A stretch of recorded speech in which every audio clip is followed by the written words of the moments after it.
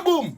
My name is King Legacy, the 7-star general, the host of Yard Settings on Assassi Radio, an award winner as well, an MC for Legacy Sound International. Ladies and gentlemen, kings and queens, tune into the lion voice, because time to tell our own story. So are you me, man? The lion coming on and boom and tell its own story. Africa and the world. Tune in, lion voice. I will never stop, hail the Most High, and I will never stop, call Rastafari. Blessed love, this is Kushite representing for the Lion's Voice. We are here to tell our own story, Rastafari.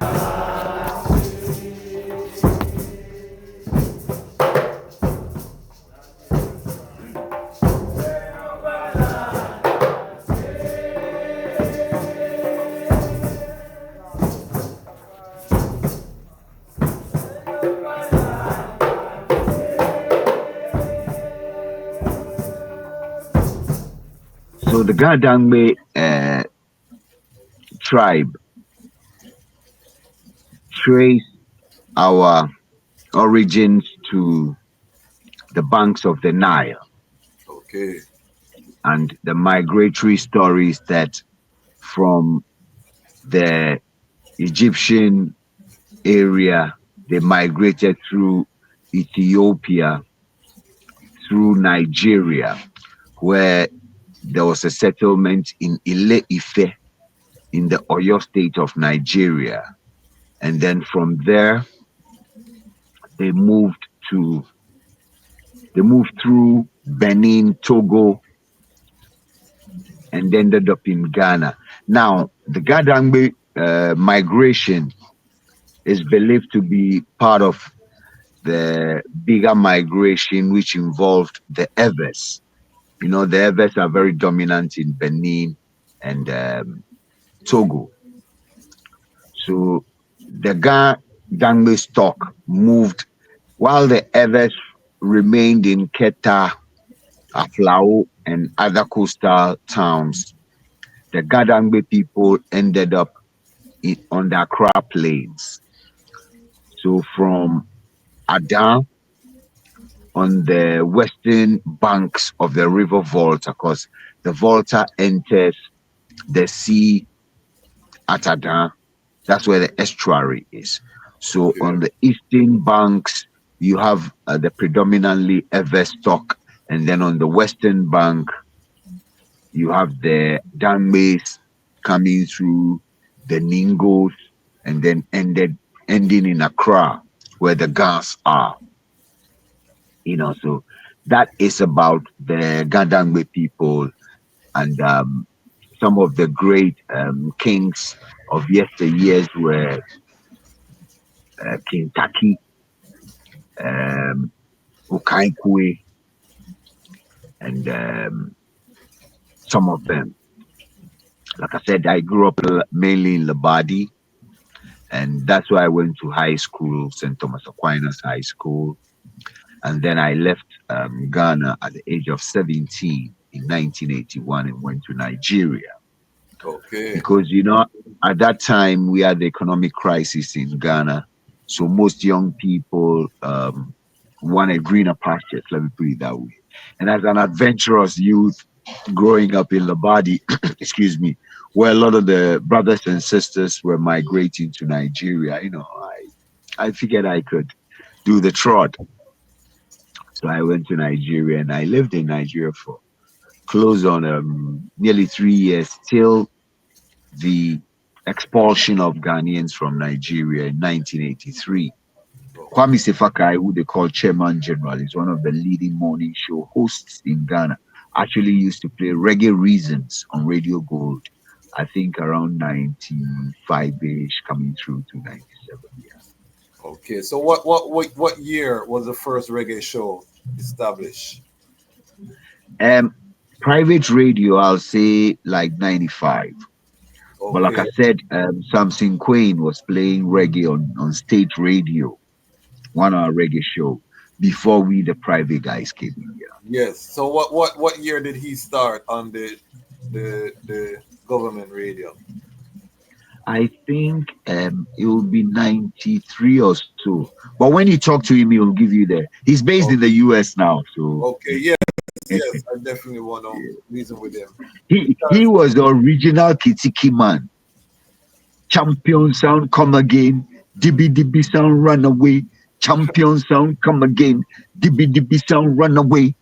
On state radio and on state TV. I mean, Poncho was a pioneer. We appreciate the significance of our location. And that's one of the reasons why Ghana played an instrumental role in establishing the Rastafari Continental Council when Yes. we met in Shashamani. Because we appreciated the need for Rastafari to have a voice from Africa. And one of the things, let me just quickly say this, as a youth growing up and reading the Bible, I was excited to read that the patriarchs had poured libation on rocks. Now, as an African growing up and seeing my people do this, and Western thought had branded it as pagan and fetish, it was refreshing to read that Jacob did that, David did that, and there are various instances in the scriptures where it was done. So for I, the question has been, where does our traditional value systems, traditions and culture sit within this seemingly Judaic framework of Rastafari? And that's one of the reasons why the Rastafari Continental Council is seeking to align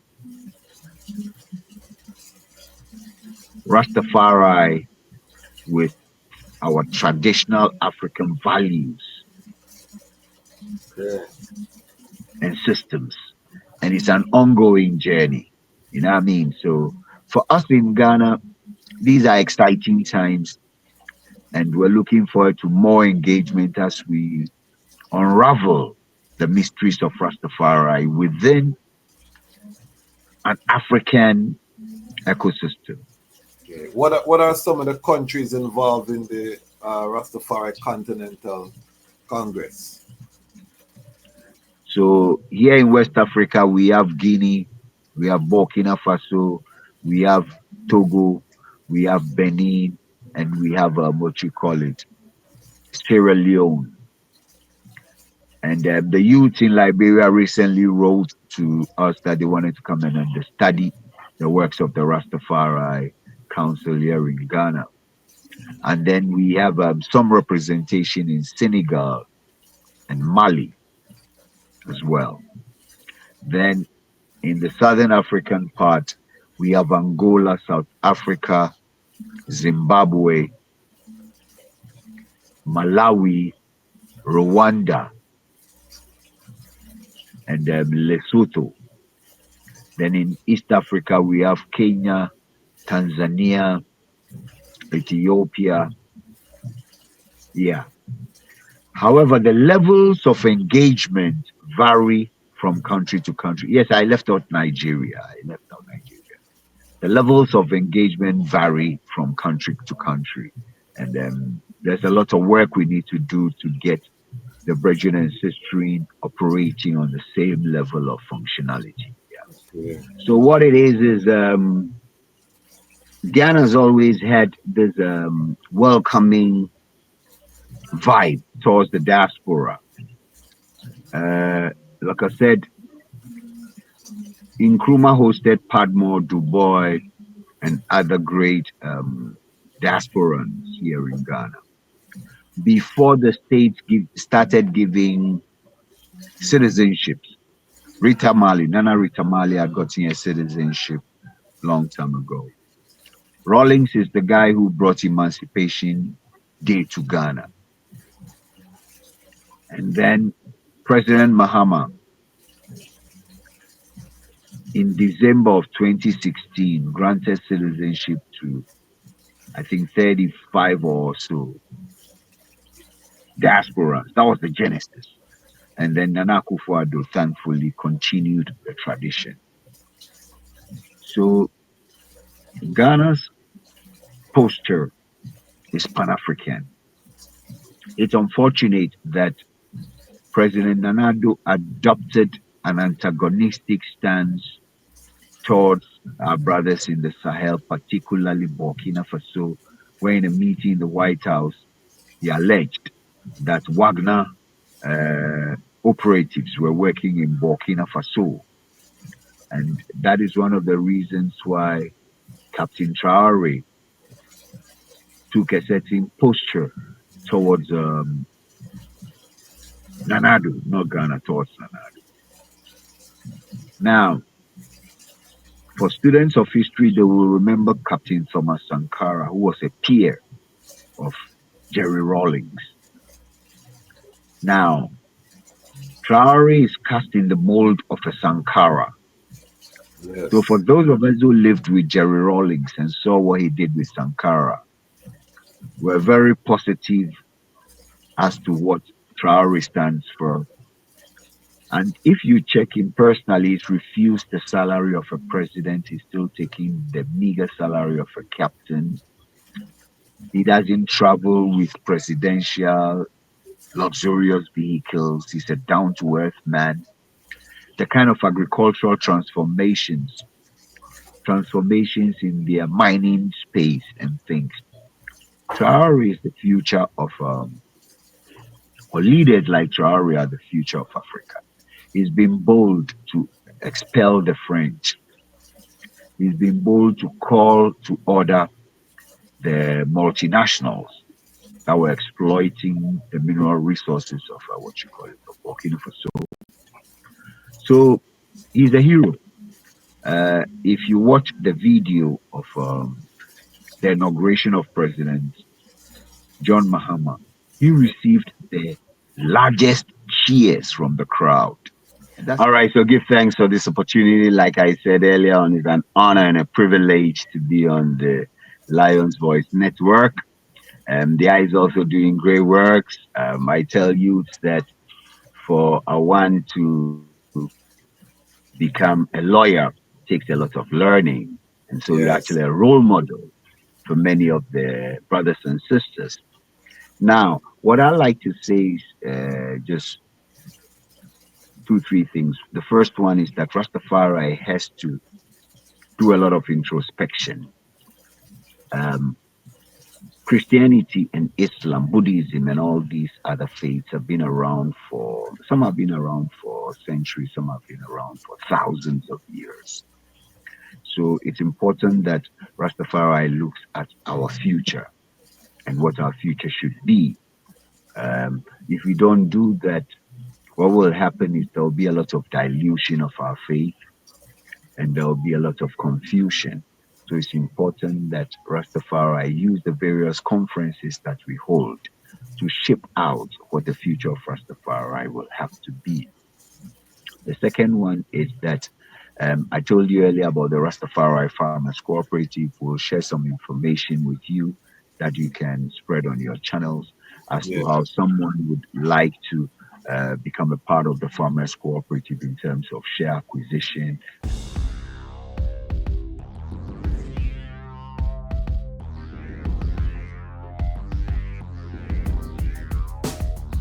Well, Lion Voice, tell them that's the people first choice. Lion Voice, make the lioness them feel nice. Lion Voice, with the lion cubs we sacrifice. Lion Voice, got to show the people them the life. Lion Voice.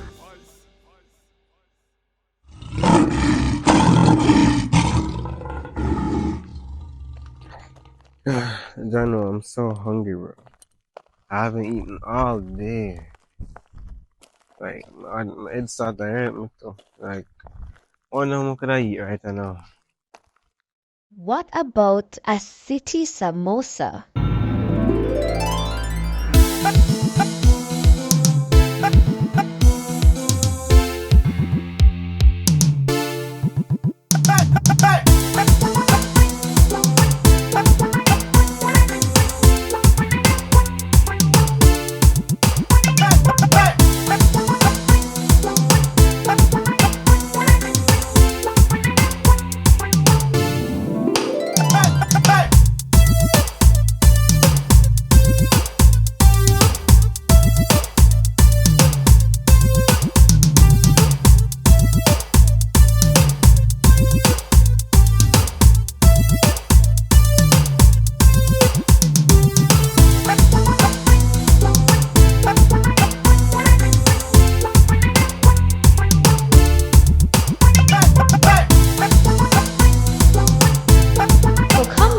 and get your samosa, a fusion of Indian, Jamaican, and African culture.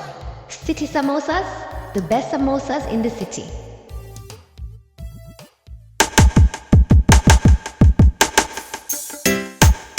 Well, great is the Almighty, and greatly to be praised in the city of Haile Selassie I, the mountain of His holiness. Yeah, from Cape to Cairo, from Timbuktu to the Nile, you know, the whole entire continent. Beautiful for situation, the joy of the whole earth is Mount Zion, from Accra to Addis Ababa. Yes, it's beautiful continent, better control, mama. Very beautiful. From Cape to Cairo, from Timbuktu to the Nile, I smile for Mama. I hear you call Mama Africa. Been so long since I seen Mama. Father of Africa set the law. The lion come and dismantle Babylon flaw. We gonna use solar energy, use sanitation to build the ecology. We utilizing green technology. We hailing Haile Selassie first without apology. And then we build the youth them economy. We dismantle Babylon monopoly. We teach the youth them how to live properly. Tell them make sure them got the title fit them property. Yes, this beautiful continent, better control, mama.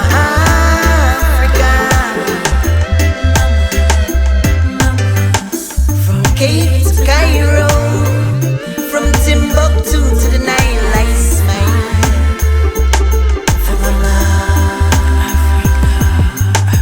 I love you, Mama, your heart never harden. I wanna turn all your slums into garden. I wanna stop all of your youths from starving. I wanna stop all of your tribes from warring. So much to say, so many feelings. We both been hurt, we both need healing. Since the League of Nations you've been appealing. You stand up against them backdoor dealing.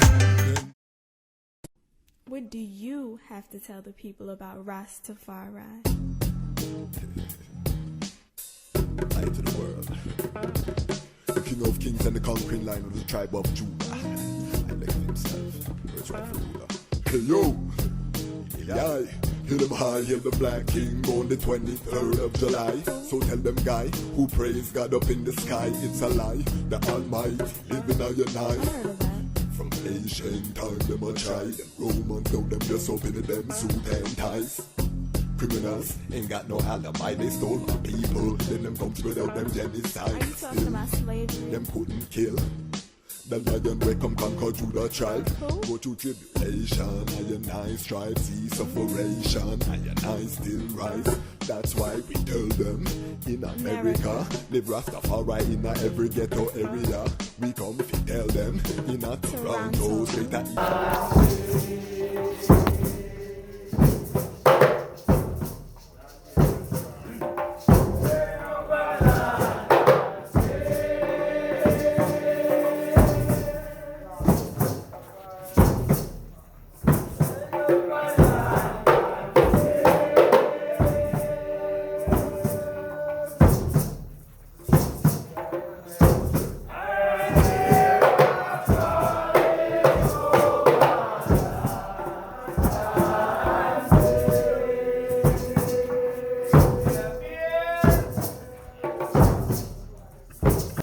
Greetings in that divine name of His Imperial Majesty, Emperor Haile Selassie I. Glory and honor in the name of His chosen Queen, Empress Waziri Menen. My name is Kwasi Bansu, aka the Chatsmatch Kwasi, aka Ras Kwasi, aka the Reading Ras, aka the Pan-African Happy Man, creative industry attorney. I'm an author, I'm an artist, I'm an actionist, and right now I'm the host of the Lion Talk Show. Welcome to the Lion Voice Network, and welcome to the Lion Talk Show, where the lions are telling their own story. Today we have a very special guest. We are headed straight across the Atlantic to the gateway of Africa. this country has been in the news lately. Grant for 534 citizenships. Just inaugurated a new president, hosting Star of Africa, Ibrahim Traore. Big things happening on the continent, and I know that Rastafari must be there. So today we're gonna talk to one of the pillars of the Ghana Rastafari community, and he's a bridge, and I'm very honored to say that I know and I can call, and has done so much work.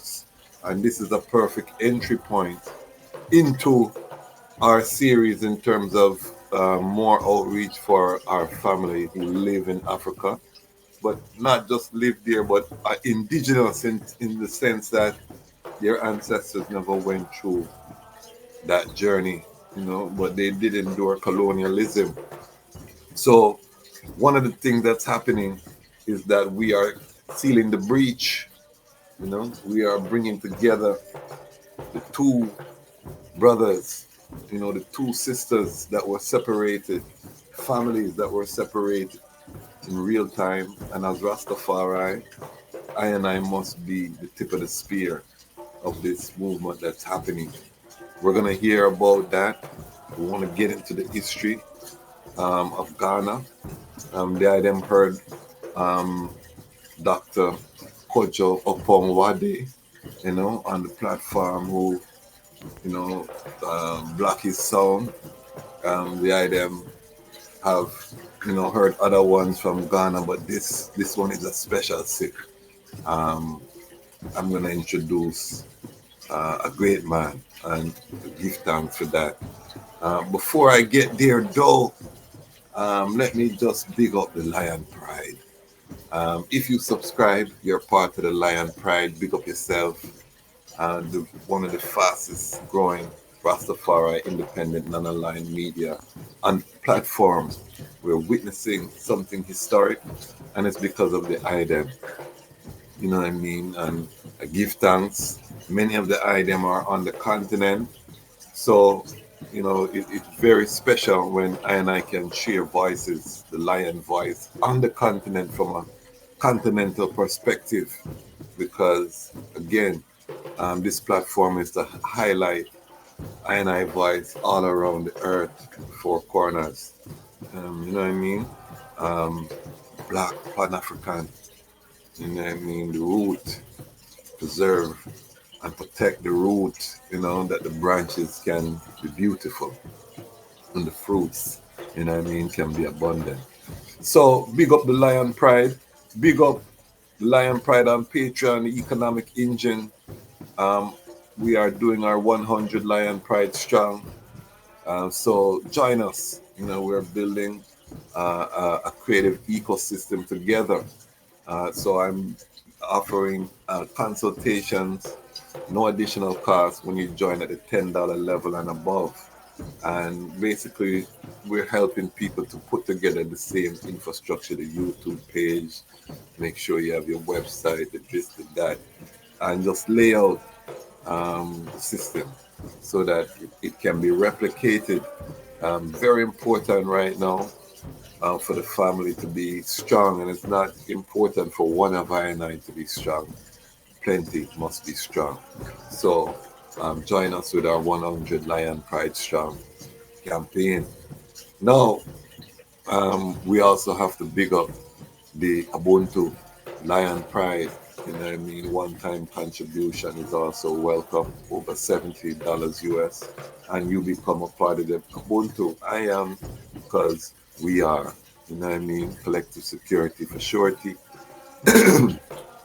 And then we also have the Action Lion Pride, because this is not an elitist movement. So if you don't have a penny, you can still like, comment, and share, and you're still valued and welcome here on the platform wherever you are, and we pray for the family that they can become, self-sufficient enough that they can support the media that they watch. No one is coming to save us, you know what I mean? And then we big up the watch and peep. Big up yourself as you watch and peep. You know, we are now consistently over 50,000 views per month, and it's still rising. You know what I mean? So the watchers are watching, the peepers are peeping. You know what I mean? We don't hear from them, but we know they're there, and we give thanks for each and every one, and we pray that the people become a watcher, become an action lion pride, and evolve. You know, because it's not healthy to watch things that you don't full joy. You know what I mean? It's not healthy. So big up yourself. Big up Rasledge, with me at King Design. Every time we see I and I sipping, you know. Well, today I'm going to be sipping some tea. It's early in the rise here for the time gap, so you'll hear me sipping some tea. But we're, you know, I'm very excited about this one because this brethren is like a walking strawberry. You know what I mean? An archive of the history. So I'm very excited. So big up everyone that's making this possible, and big up all of the global family as we move on this journey. Please and thank you. Help I to welcome to the Lion Pride, to the Lion Voice Network, one of the great pioneers, the pioneers when the history of Rastafari in Ghana is written. This brethren name will be there. Welcome, Daddy Bosco, my brother, Rastafari, greetings. How is the eye? Give thanks, Rasta. It's an honor and a privilege to be on the Lion's Voice Network. And give thanks to the helpful works the eye is doing. Rastafari. All right. So, family, I want to just welcome the brethren, and I'm going to ask the eye to step into the iritical Lion Voice time machine and take us to the moment of the eye birth. You know, where was the eye born? Give us the eye origin story, and then your journey to Rastafari. Okay, give thanks. So my name Ahuma Bosco Ocansey means I come from the Ocansey clan of Gadang. My parents, my dad is from Gadang, my mom is from Accra. And so I was born in Gadang, which is one of the towns of Greater Accra, in 1963. And we lived in Gadang for a while till my parents moved to La. I think they moved to La by 1967. I was around 4 years or so. And that's where I grew up. So I grew up in La, which at one time was called Abadi. That's the coastal part of Accra. And I lived in La till, yeah. The family is Ga, from the Ga kingdom. Ga Adangbe. Adambe, okay. Yeah, Ga Adangbe. Give us the history of the Ga and the Adambe, because we're going deep. This is a professor of, you know, all right, of the Levity. So the Ga Adangbe tribe trace our origins to the banks of the Nile. Okay. And the migratory stories that from the Egyptian area, they migrated through Ethiopia, through Nigeria, where there was a settlement in Ile-Ife in the Oyo state of Nigeria. And then from there, they moved through Benin, Togo, and ended up in Ghana. Now, the Gadang migration is believed to be part of the bigger migration, which involved the Evers. You know, the Evers are very dominant in Benin and Togo. So the Gadang stock moved, while the Evers remained in Keta, Aflao, and other coastal towns. the Gadang people ended up on the Accra Plains. So from Adan on the western banks of the river Volta, because the Volta enters the sea at Adan. That's where the estuary is. So on the eastern banks, you have the predominantly Everstock, and then on the western bank, you have the Dangmes coming through the Ningos, and then ending in Accra, where the Gans are. You know, so that is about the Gadangme people and some of the great kings of yesteryears were King Taki, Ocansey, and some of them. And you know, Accra. There's a Taki in Jamaica. Do I know about that history of Taki? Yeah. So as a youth growing up and hearing those names, I could relate. Okay. Because these are Ghanaian names. And so I could appreciate the links between Ghana or the coast, or indeed the whole Africa and Jamaica, because slaves were taken not just from the Gold Coast, but from the slave coast, which is Nigeria. In Nigeria, there's a gate of no return in the port town of Badagry. So, you know, Accra also happens to be the capital of Ghana, and it became the capital when the British moved. They moved the capital from Cape Coast to Accra for a variety of reasons.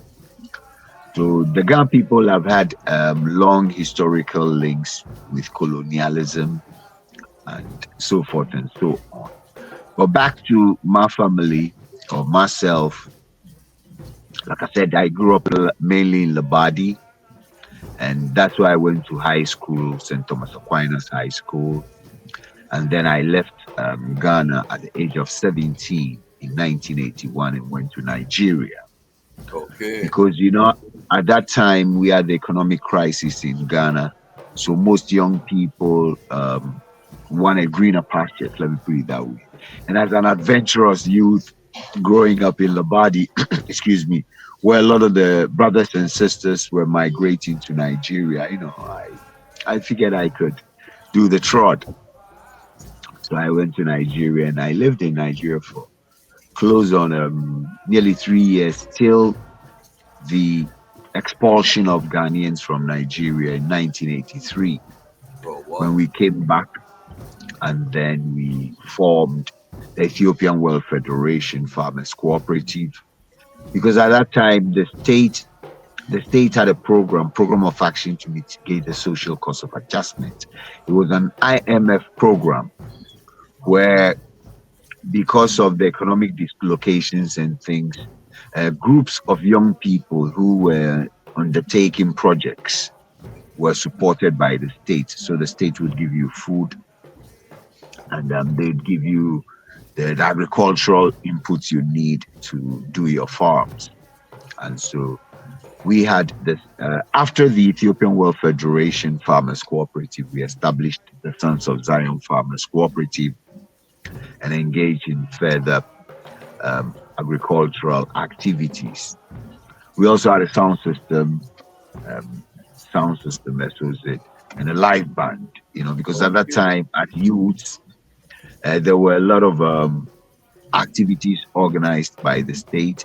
We had all these celebrations, 31st December, Revolution Day, then you had the 4th June Day, which were all commemorated with shows and events. So, you know, it was quite an interesting period.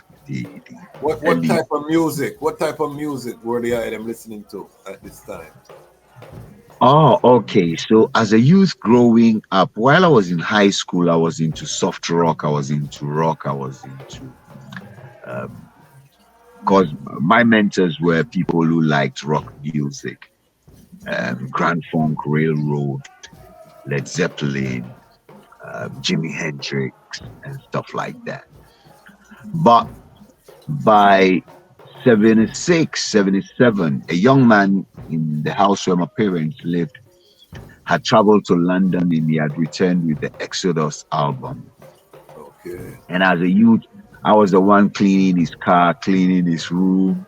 So when he goes to work, that was an excuse to enter his room to clean, just to listen to Exodus.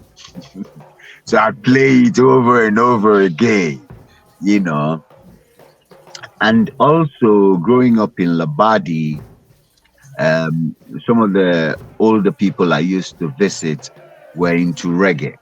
So they had albums of Jimmy Cliff, they had albums of Bob Marley. And yeah, and also in my parents' house, there was another man who used to work at the Ghana Broadcasting Corporation, Ibrahim Markwe.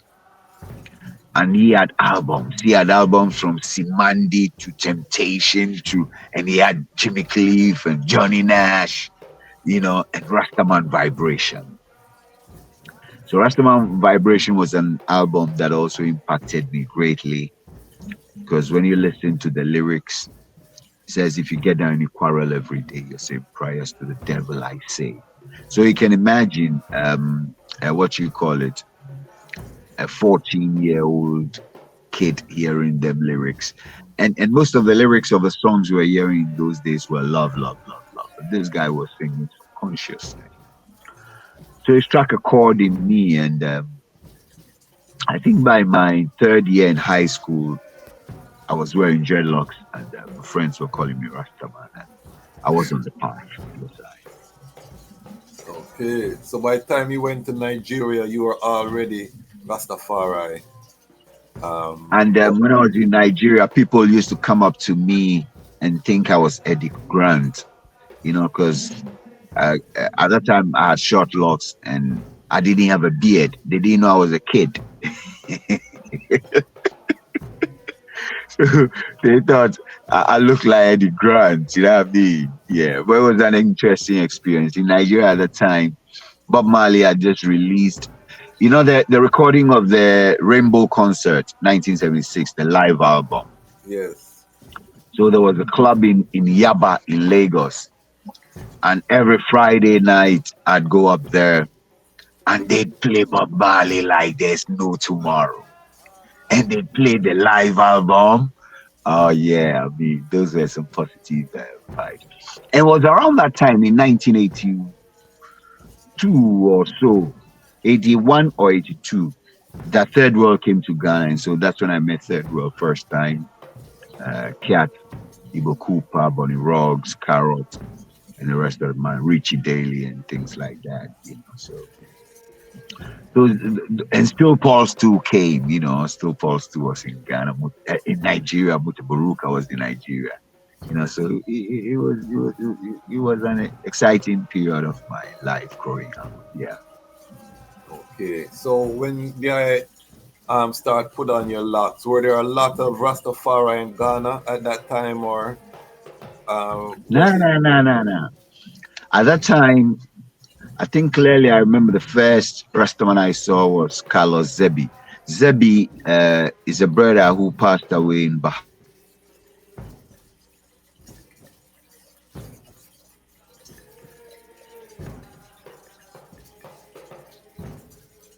Bahamas. He relocated from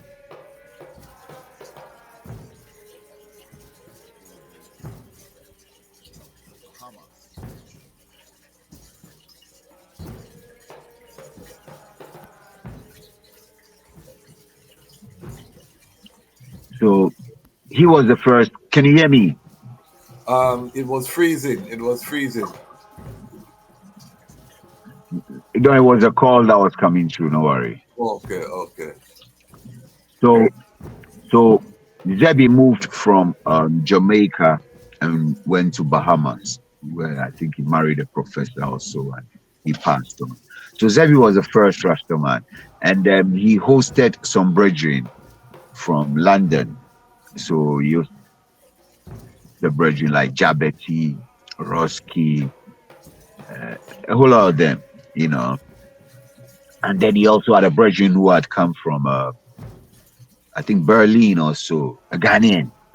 but he had been living in Germany for years. So he came and he partied with Zebi. But then the brother who came and lived longest, he passed recently, was Big Dread. Big Dread at that time had been brought to Ghana by Kwame, by one of the big men in Ghana. He was the chairman of Asante Kotoko at that time, and he was a shipping magnate. And so he had brought Big Dread from London on one of his ships. Big Dread came with his sound system. He was based in Tema, but then he relocated to La. And so those were some of the first Rasis I saw. Then apart from Zebi, Ras Wanta was one of the first Ghanaians to walk the trot of Rastafari. And then there was Harry Tope. Harry Tope was a brother who, he was like a herbalist. So that's where everybody used to congregate and, reason and things. And then we had a classic handle. It was a musical group where one of them had returned from Senegal, Nano Sibio Prempeh. And he returned as a dreadlocks. And 70s, 77, 78, them way, Rastafari or dreadlocks was becoming pronounced. So that was a band, and they were all like dreadlocks. But in terms of ordinary people, let me put it that way, you could count the number of dreadlocks on your fingertips, and most of them were in Labadi. Like I was saying, that's where the dreads were living at that time. And even when we returned from Lagos in 1983, you could still count the number of Rastafari on your fingers. I remember Ras Kunta, because when we came back from Lagos, Ras Kunta was in Accra, and it was a dreadlocks already, was a Rastaman already. Then there were a few, virtually you could count them on your two hands, your 10 fingers, yeah. Wow. Of course, when we returned in 83, there were a lot of brethren who had returned from Lagos as Rastaman or dreadlocks. So then from there, you could see more and more, all right. But before I went to Lagos in 1980, you could virtually count the And another thing I always clearly remember, 11th May 1981. I'd come out of my room going into my washroom when I heard the news at 6:30 on Radio Nigeria 2, read by a guy called Ike Morgan. I still remember like it was yesterday, the announcement of the passing of Bob Marley. Yeah. Because something, in 1976, Bob Marley then used to do a newsletter called Tough Gun Gosso. Okay. And I subscribed to it. So I received a few copies, and then I wrote to the man himself, and he replied, and he signed it. Come on. Okay. Yes. Yeah. What year was that? 76. Okay. 76. Because I think 76, Bob was still in Jamaica before he went to London. Yeah. And I think one day I just have to rummage through my archives and things and look for that letter. Somebody was telling me that letter, Bosco, if you have that letter today, that's history, man. Yeah, that's a history. Yeah. So you were getting mail from Jamaica? You got a letter reply from Jamaica? Yeah, in those days, we were into pen pal. And African youths were writing to Hollywood a lot. So to prove that you are a kid who has arrived, you must have maybe a signed Dean Martin, an autographed Dean Martin picture. You know what I'm saying? Yeah. So we used to write to them, and they would mail us these things. Yeah. So it was a culture we were into already, writing pen pal thing and things. So when I got that dress, I was like, yeah, man. Dig, at that time, Bob Marley had a great impact on me, Because like I told you, most of the songs you were listening to were love songs and things. This was a guy who was singing something totally different. Totally different. You know? Yeah. So coming forward from Nigeria, the music has impacted you. And Daddy Bosco was also one of the pioneers of the 12th tribe of Israel in Ghana. So we want to get that history. But, when did you first now become conscious of His Imperial Majesty, Haile Selassie, Yes. the first part of the liberty now? So I was telling First Man last night that Haile Selassie in Ghana is a revered figure. I mean, take away his divinity, take away Rastafari, everything. Ghana people know Haile Selassie from a long time. You know what I mean? Through his role with the OAU and his special friendship with Osajifo Dr. Kwame Nkrumah. Another factor is that growing up, there were there was a book, Makers of Civilization, book 1 and 2. And His Majesty was the last personality covered in book 2. So before I cite Rastafari, I knew the man and we were awed by what we read about him. You know what I mean? And then trotting through Rastafari, I believe he was in 7. So Bob Marley released this thing, Exodus, and then I believe he released Survivor. And then Survival had lyrics, give us the teachings of His Majesty. We don't want no devil philosophy. Haile. So that is where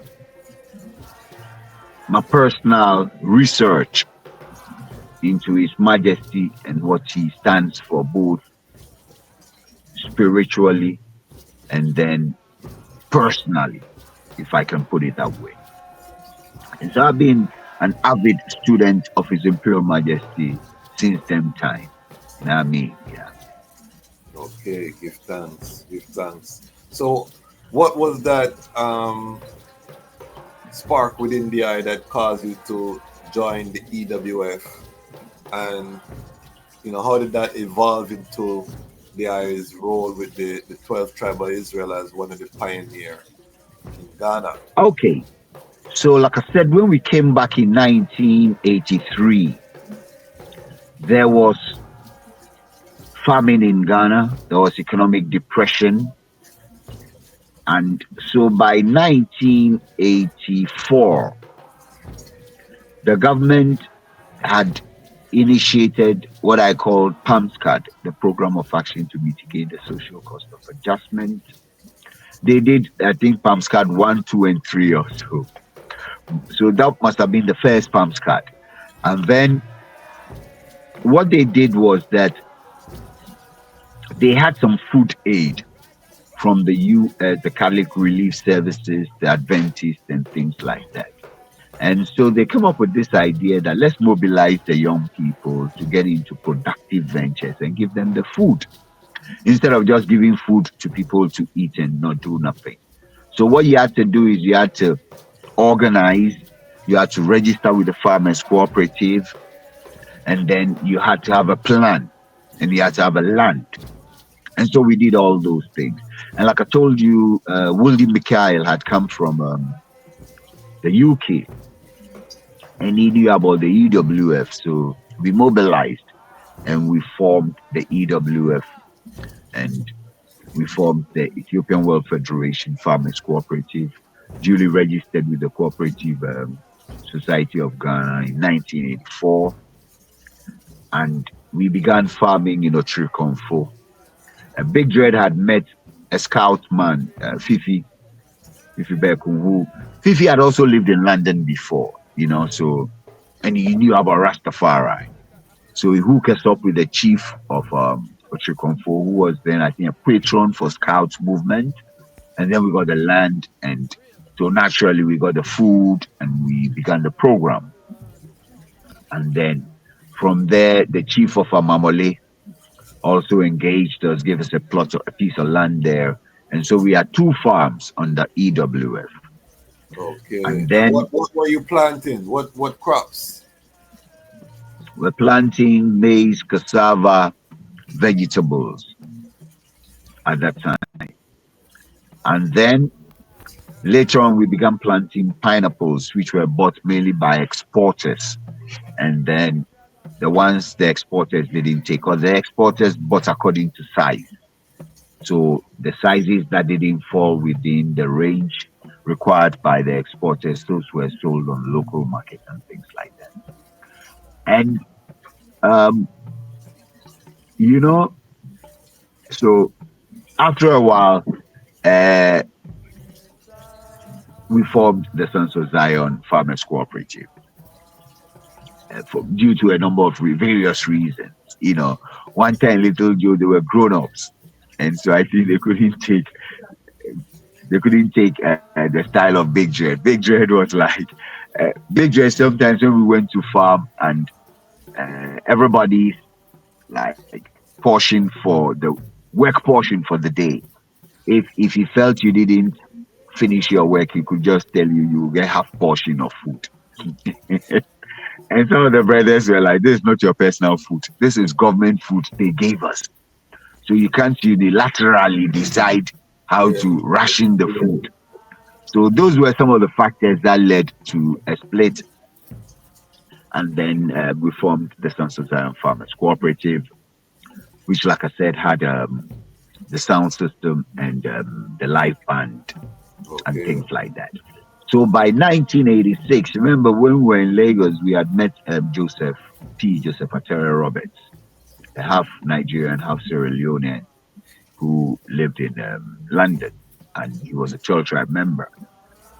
So when Gadman and the team said they wanted to come to Ghana and Nigeria, naturally he being a Nigerian and having met I in Lagos, he had my contact. So he gave my contact to the Prophet. And so we went to the airport and welcomed him and brought him. And since the Sons of Zion was like an organization, let me put it that way already, there was a constituency for Gadman to engage with. So on the 6th of December 1986, he addressed a meeting, and that was the birth of the 12 tribes of Israel in Ghana. Yeah. Okay. Powerful. So God, the Prophet God himself went to Ghana. I didn't know that history. How many ones accompanied him, and who were the names? Gadman came with an 11-man delegation. I cannot remember them all, but Brother Cal Philpott was there. Sister Valerie Simeon was there. Carol Rock. Carol Giat, she now lives in Shashamani. She was there. Pat Joseph sings with Sidney Salmon in Shashamani now. She was there. Dan Hudson, the late Dan Hudson, great singer. He was there. And then there's a sister she's in Shashamani too. I've forgotten her name. I think she's Karen Edwards or something. Fair-colored Simeonite sister. She was also there. 11 of them.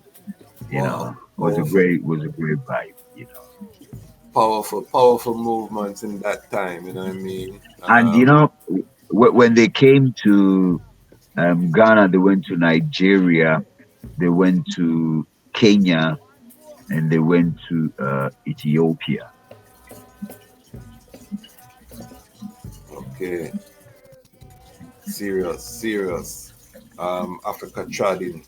And that was what year again? 1986 December. Okay. So from Nigeria to Ghana to Kenya to Shashamani. And this is why I love these reasonings, because next time I have Brother Carl on the Lion Voice, I have to ask him about that chart and get his perspective. You know? So and subsequently, Brother Carl came to Ghana, I think 2 times. Yeah. Yes, she's an Africa Trotter as one of my teachers, you know, but I'm gonna make sure that I get that history next time you come on the platform. So Talk to us about just the general atmosphere. How was Ghanaian society receiving Rastafari movement? So there's one thing, they love Haile Selassie, but now their sons are leaving their tradition, laxing, maybe herb is burning. How was this the early Rastafari movement perceived in Ghana, the culture? Undesirable, undesirable. I mean, I remember when I grew locks in, I think 76 or so, 77, 78. I was sleeping on the couch at home and my mama cut some of my hair and I had to run. You understand? In high school, the chaplain told my mama to take me to the psychiatric hospital. So we went to the psychiatric hospital and Dr. Rani test and told my mama, your son is okay. In those days, when you sit in the public bus, nobody wants to sit next to you. You understand? Some of the conductors don't even want to take you on the bus. I mean, dig, you're talking 1983, 84, 85. You're talking like 40 years ago. Today, dreadlocks is fashionable. There's all sorts of saloons and things like that. But those days, we were like outcasts. Yeah, I mean, and by families time, would what you call it, and that is where the place in Labadi was like a safe place, the Rainbow Valley. We had brothers and we had mainly brothers coming from all over to come and black out there because the families didn't want them. The families couldn't relate to what they were doing.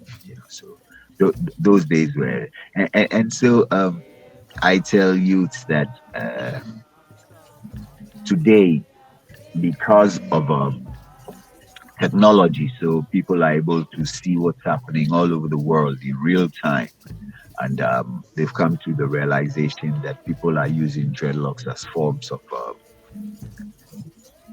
expression in terms of the African identity. So it's no more like seen a certain way. Now, dig this, in Ghana or in Africa, dreadlocks is spiritual. So in Ghana is the chief priests who grow dreadlocks, the traditional priests. In Nigeria, if your parents cannot have a child, especially among the Yoruba people, they will go and see the traditional priest and they'll perform certain rites and you'll be delivered. And once you're delivered, your hair is kept as dreadlocks. They call you Dada. You are consecrated. You understand? So from that background where it's seen as traditional and spiritual and thing, it wasn't that readily accepted until recent times that people, I mean, knowledge has increased. People have come to realize that Rastafari people are not criminal. They're well-intended people to the extent that if you're dreadlocks and you go somewhere and you misbehave, they'll tell you, we thought Rastas, you people are peace and love people. You understand? So over a passage of time, people are coming to appreciate the real identity of Rastafari and even uphold Rastafari as a standard for certain things. Yeah. I want to commend the I, because the I generation did tremendous work. This year, I celebrate the 20th anniversary of my first trip to Ghana in 2005. And Wow. when I landed in 2005, I was royally received by the population as a Ras, Yes, sir.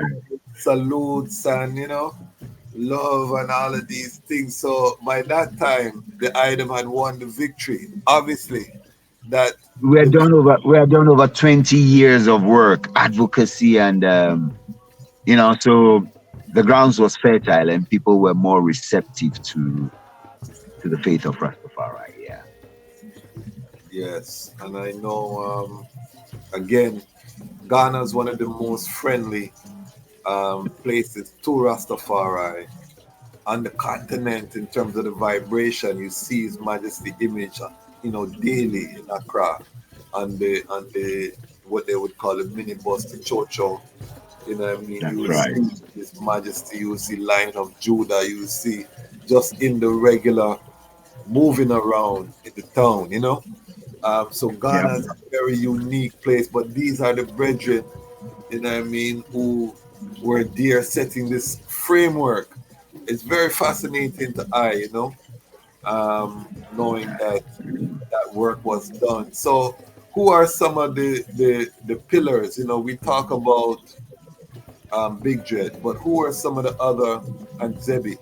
Who are the other pillars in those early days that I could, I call so that their names can live? First off, I'd say Raswanta, because Raswanta is a brother who took me like a junior brother. I lived with him when we returned from Nigeria. You know what? Raswanta's mother is a rich woman, so she could afford to give him like a house. Okay. Understand? Like a place with 2 bedrooms, big yard, all them thing there. So it was iconic. If we didn't have that house, I don't know if Rastafari could have survived in Ghana the way we have survived. Okay. You understand? So Raswanta's name must never be forgotten. Yeah, man. Powerful. And then there was Little Joe. Little Joe is the brother we met in Nigeria. He was a musician. And so he was very instrumental in the works of the EWF when we set it up in the 12 tribes of Israel. And then at that time, we had people like Levi.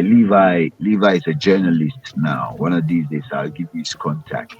He was like Big Dre's first student, and he loved Big Dre till death. You understand? Yeah. His father was a diplomat who had met Haile Selassie in flesh. Okay. Yeah. Big Dread was a Jamaican too, right? Yeah. Big Dre was a Jamaican. Okay. But Levi is a Ghanaian. Okay. And then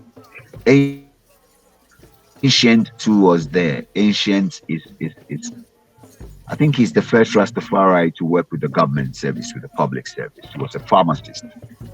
So he worked in the various hospitals in the pharmacy department until he retired, I think 5 or 10 years ago.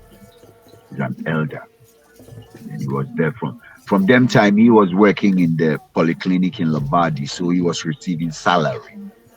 So he was a big financier of the movement back in the day. Okay. He was like Big Dread's backbone. You know what I mean? Yeah. And then Professor Wadie, because Professor Wadie, then when we established the 12 tribes, by the 90s, they were youth who were in university, so they would come around the HQ. And at one time, he was leading a study club on philosophy and opinions of Marcus Garvey, so they were youths who've been there from them time till now, and some of the brethren and sisters have also passed on. Yes. But these are some of the names that readily come to my mind. Yeah. No, because as I said, the groundwork is apparent in Ghana. Why do you think Rastafari has not caught on the same in Nigeria? What is it? You spent 3 years in Nigeria. We have a Ras Kimono, we have 1 and 2 vibration from Nigeria, but we don't really see that Rastafari fullness. What do you think is the difference? So I met Ras Kimono, I believe, in 1982 as a youth in Nigeria. He had also started as a DJ. And so we used to go out together to look for work, and we maintained a friendship till his passing, Now, Nigeria is a bigger country than Ghana. Right now, Ghana is 30 million, Nigeria is 200 million. Nigeria has a strong Islamic presence. You understand? Whereas people will say Ghana is quote and unquote predominantly Christian, I don't think you can say same for Nigeria.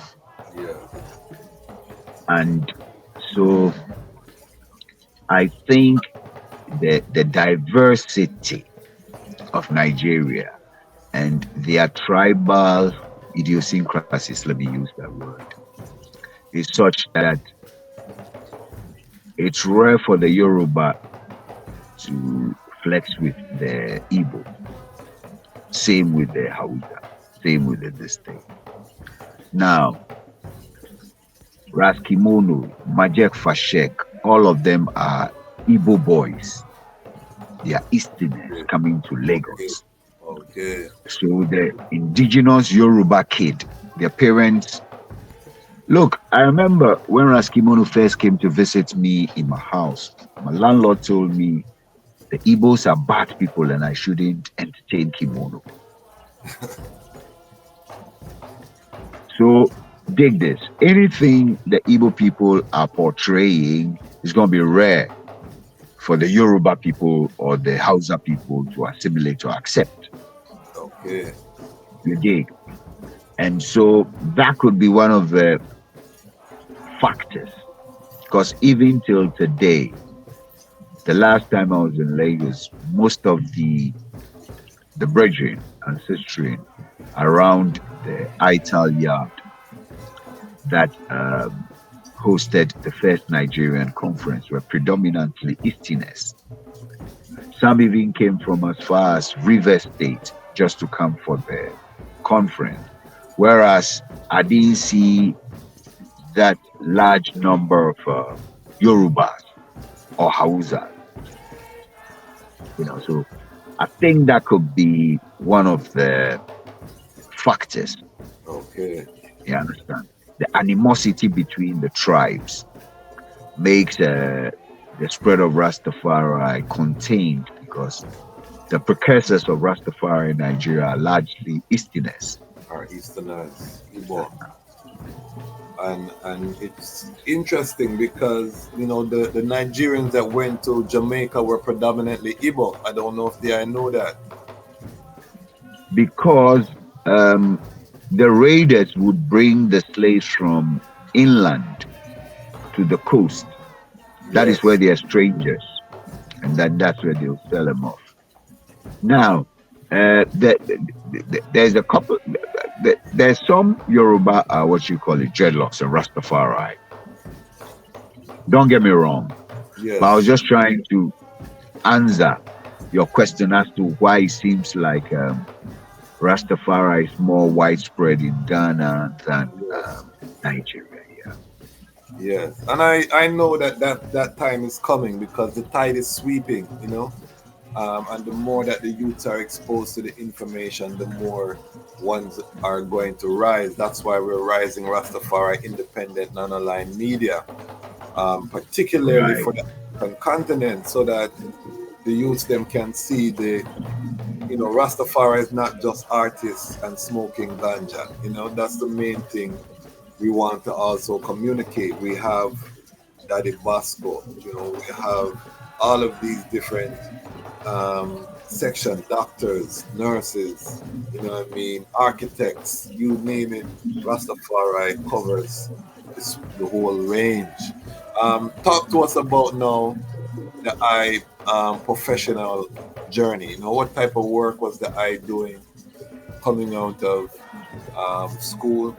How did the I sustain the I self while I was doing community works? So like I said, by age 17, I went to Lagos. I lived there for nearly 3 years, came back, and then we formed the Farmers Cooperative. And we operated that for nearly 10 years. Then I came into the city and I started driving cab.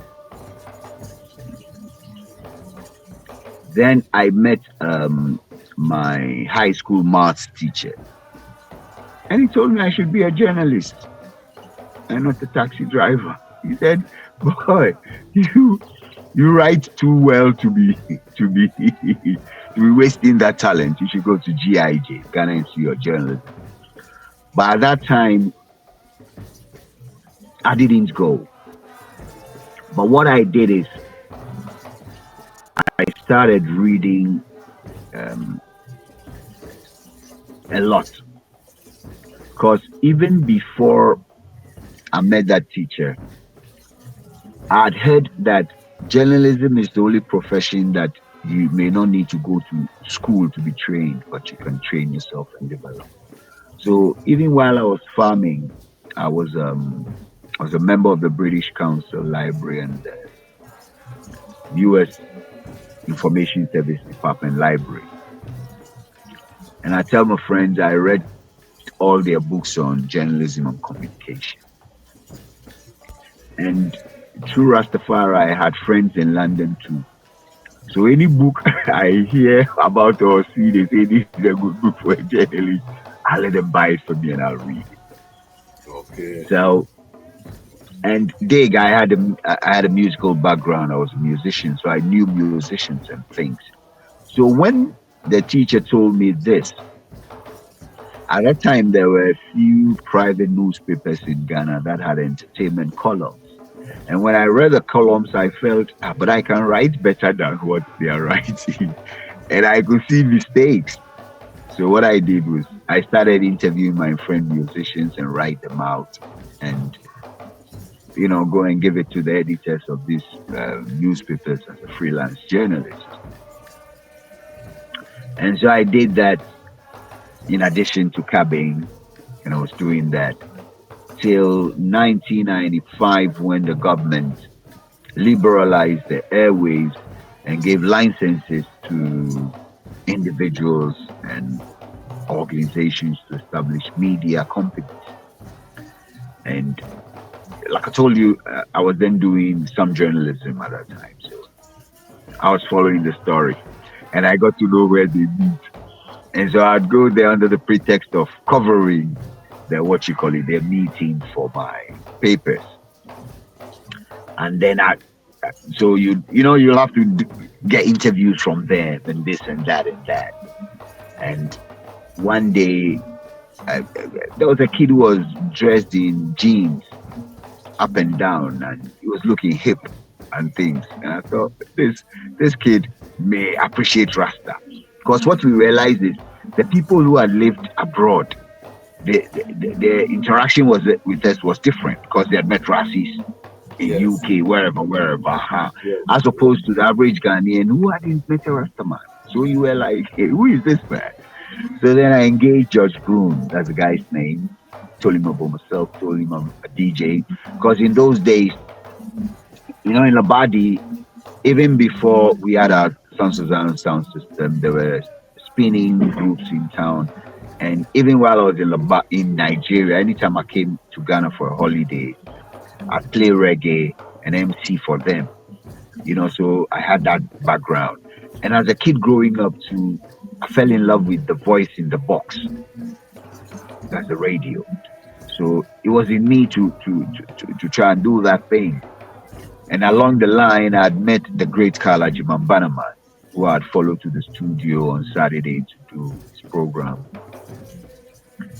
And so I went up to George and I told George, I can present reggae. And also, during the 80s, Joseph P. would always send me recordings of David Rodigan and Barry G. They used to have clashes in those days across the Atlantic. Barry would be playing from Jamaica, Rodigan would be playing from London. And then at one time too, Rodigan was playing for, I think, the British forces overseas, something like that.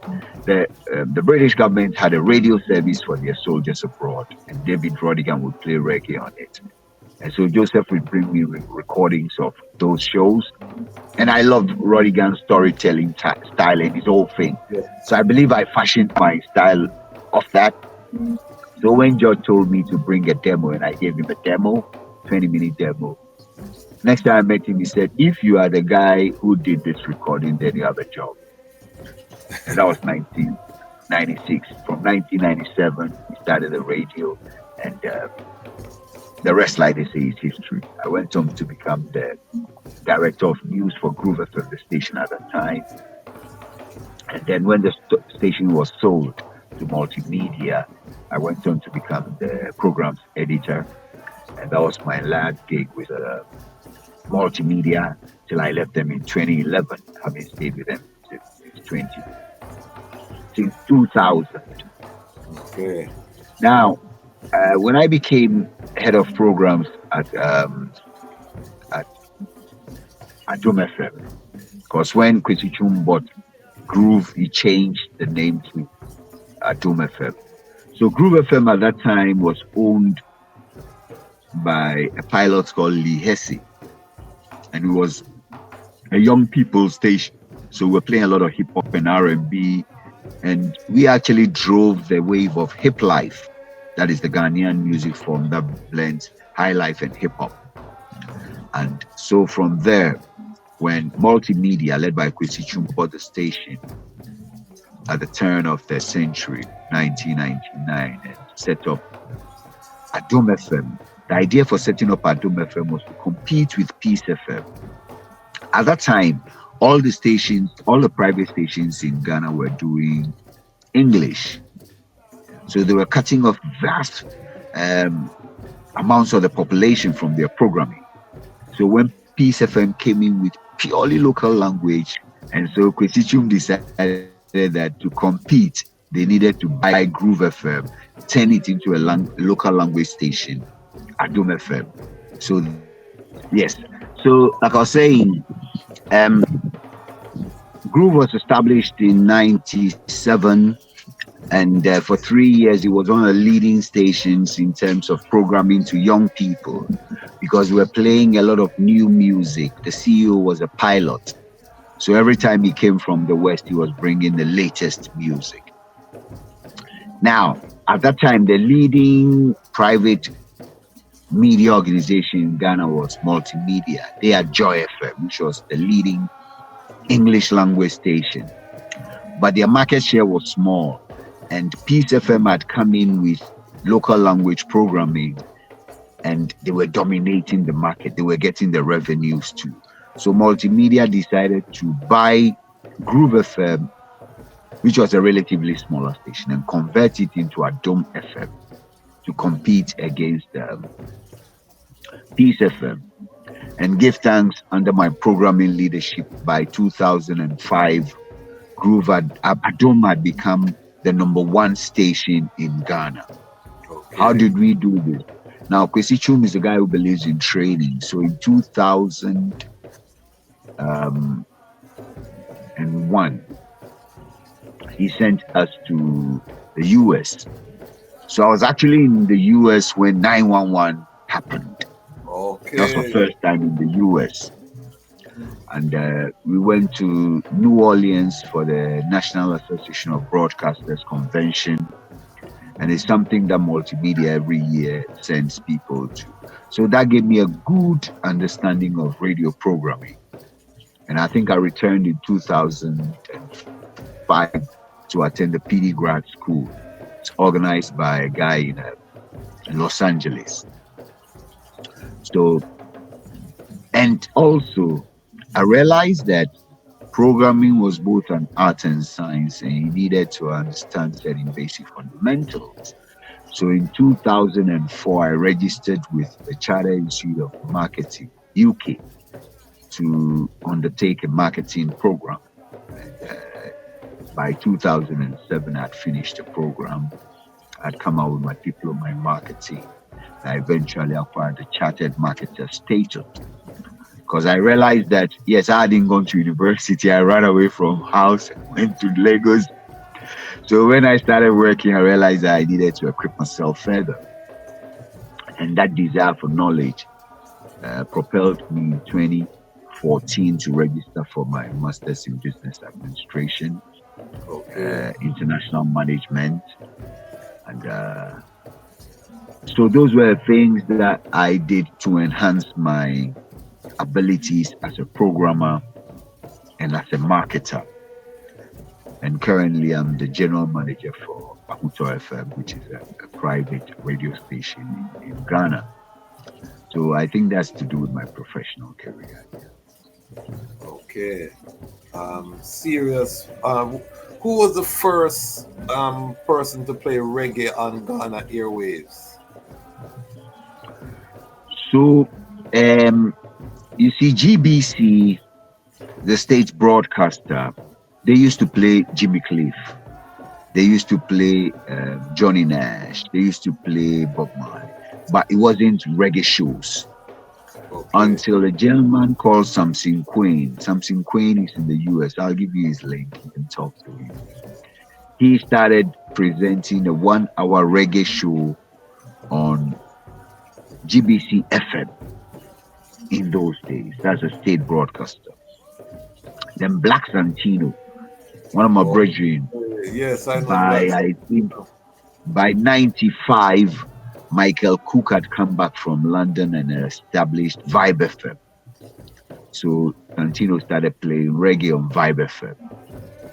And then myself and Culture B, we came in with Groove FM.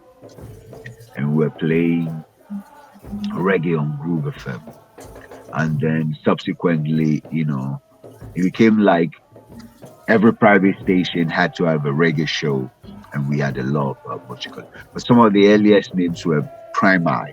Prime Eye used to play reggae on Radio Gold. And even before Prime Eye, Kwame Sefakai, who they call Chairman General, is one of the leading morning show hosts in Ghana, actually used to play Reggae Reasons on Radio Gold, I think around 95-ish, coming through to 97 years. Okay, so what year was the first reggae show established? Private radio, I'll say like 95. Okay. But like I said, Samson Quain was playing reggae on state radio, 1-hour reggae show, before we, the private guys, came in here. Yes. So what year did he start on the government radio? I think it will be 93 or so. But when you talk to him, he will give you he's based in the US now. So okay, yes, I definitely want to reason with him. He was the original Kitiki man. Champion sound, come again. DB sound, run away. Champion sound, come again. DB sound, run away. On state radio and on state TV. I mean, Poncho was a pioneer. And you know, he used to come down to Rainbow Valley and we used to hang out.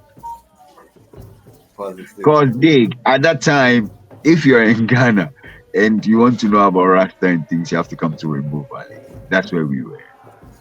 And that's on Labadi Beach? Yeah, so Labadi Beach. Labadi Beach is in Labadi and we were in Labadi. Okay. You understand? So usually, even if you go to the beach and you say you want to know where the Rastas are, they will bring you to Rainbow Valley. Yeah.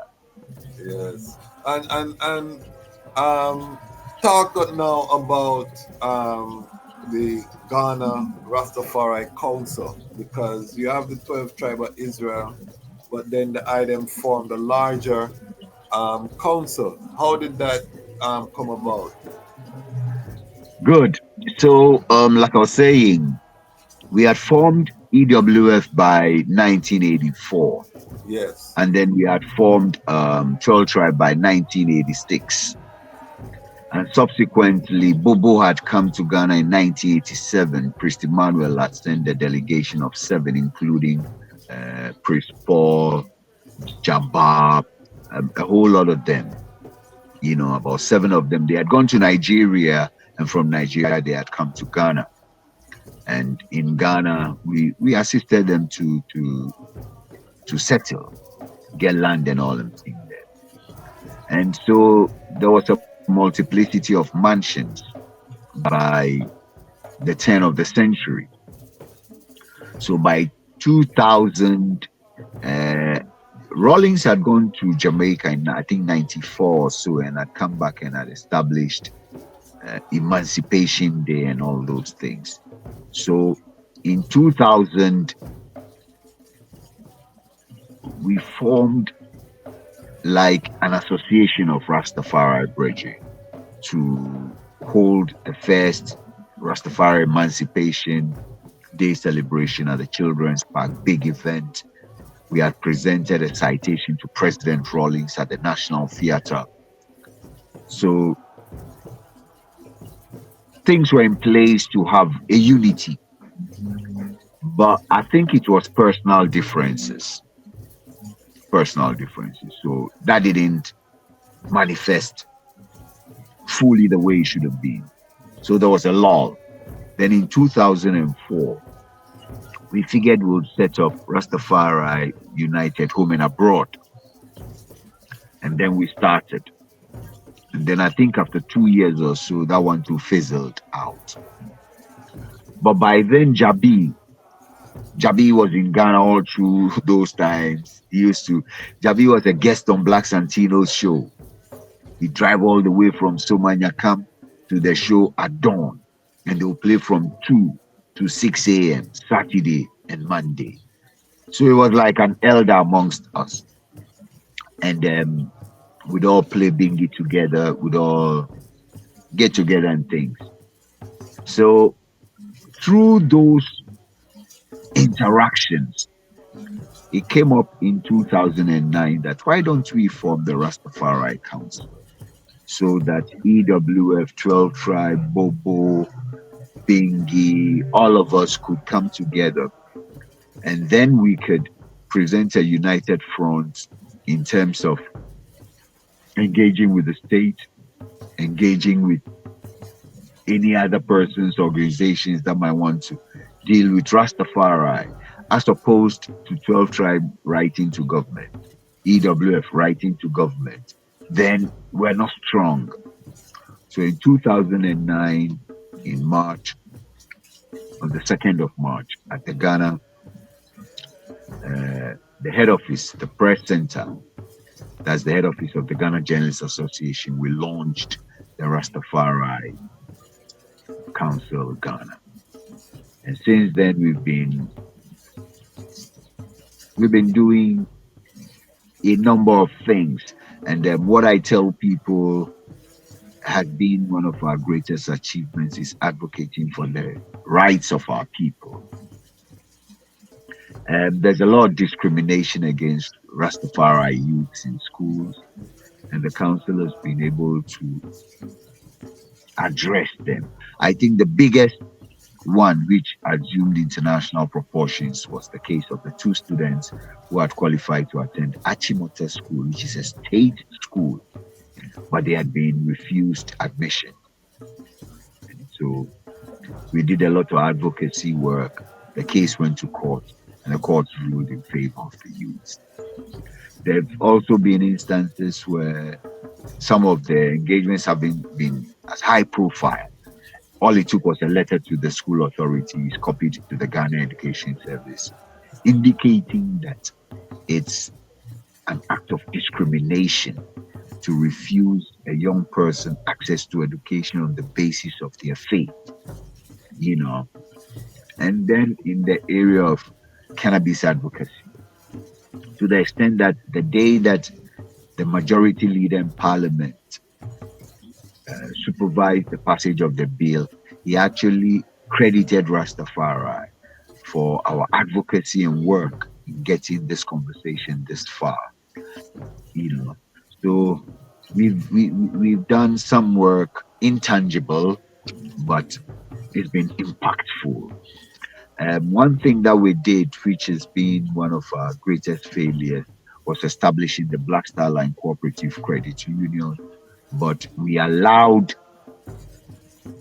it to leave our control. And so then, as we're speaking, the credit union is in abeyance. We've conducted a forensic audit into its operations, and we're hoping that we can revive it. But that has not deterred us. As we're speaking, we're in the process of establishing a Rastafari Farmers and Marketing Society. We've actually gotten the certificate. We've started selling shares to raise the capital. we've engaged with landowners in the Volta region, and we'll soldier on. They say if you fail, what you've done is you've learned how not to do a certain thing a certain way.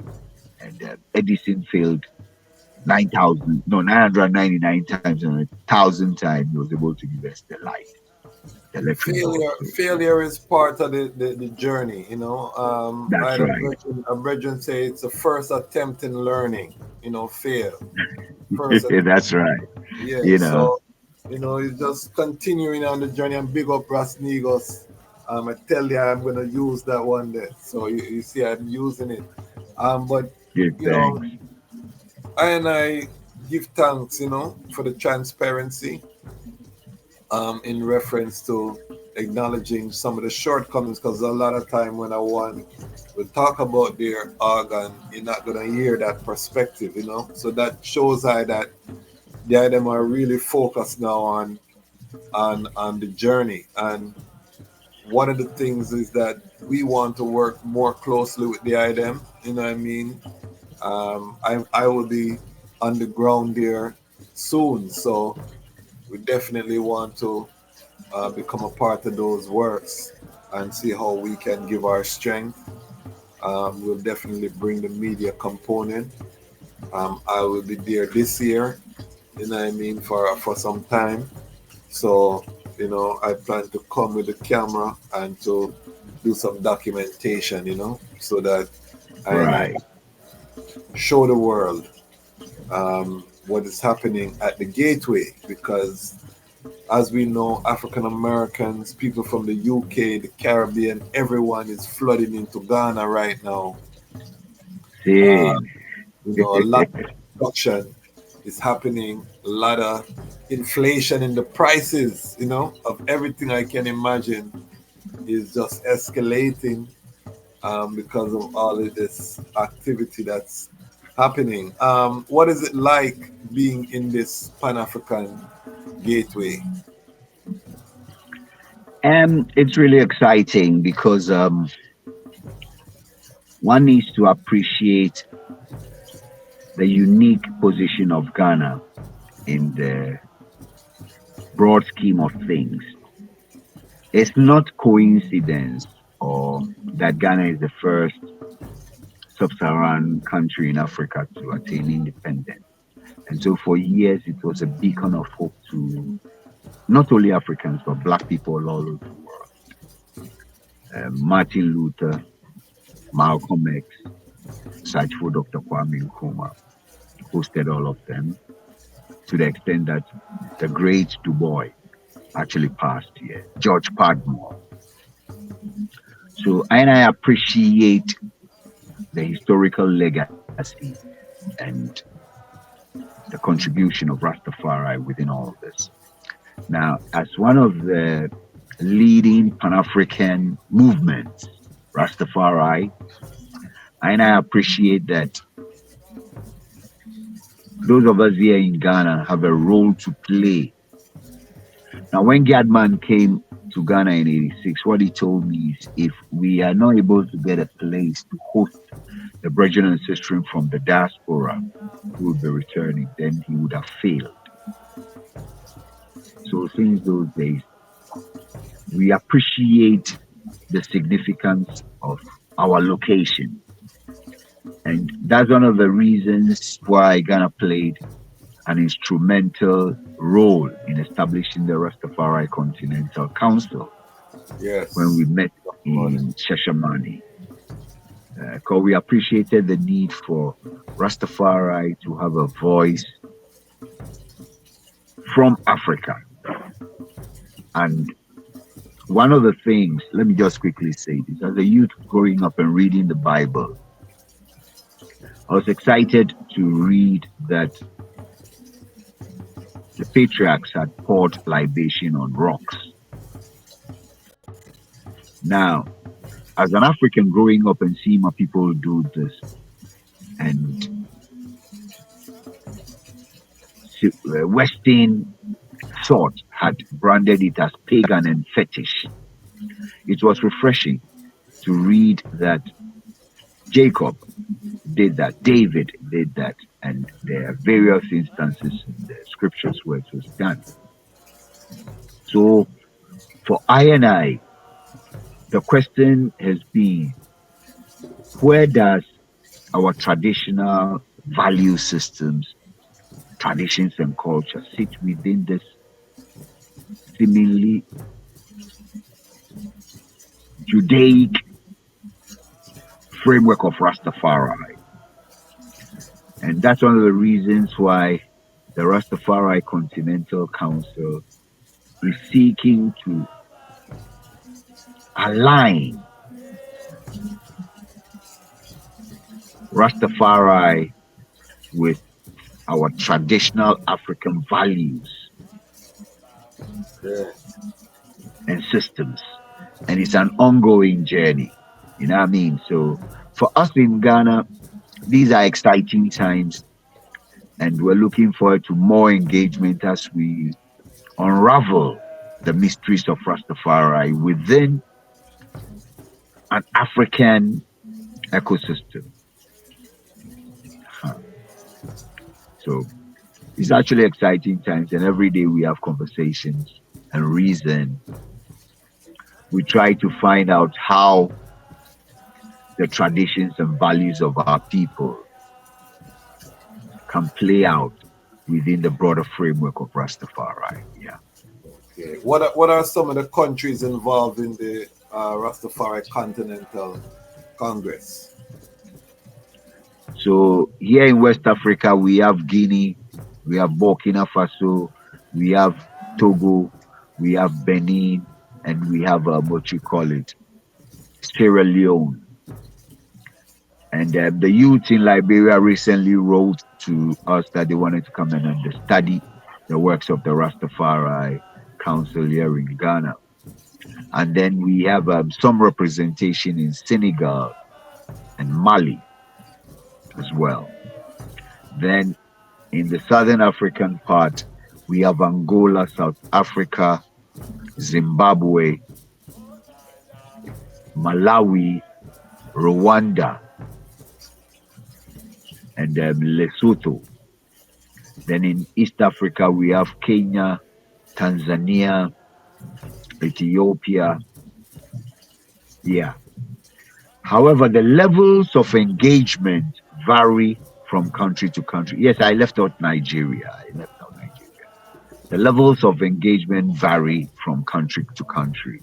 And there's a lot of work we need to do to get the brethren and sistering operating on the same level of functionality. Yeah. Yes, that is a serious work and a powerful work, you know. We're looking at agribusiness. So I was very interested to hear that the Rastafari community in Ghana through the EWF Cooperative Farming Initiative started on an agribusiness vision, you know, because that was the right vision from that time, you know what I mean? So need to be returned, but now with the ITAL certification standard, you know, the branding and the marketing, that is, I think, the missing piece to our agribusiness endeavors of the past. So we're learning, you know what I mean? And we'll be reasoning with the eye about some of the work that's happening in Jamaica and internationally around the ITAL standard, you know, creating this ITAL standard, you know, I'll bring the eye up to speed.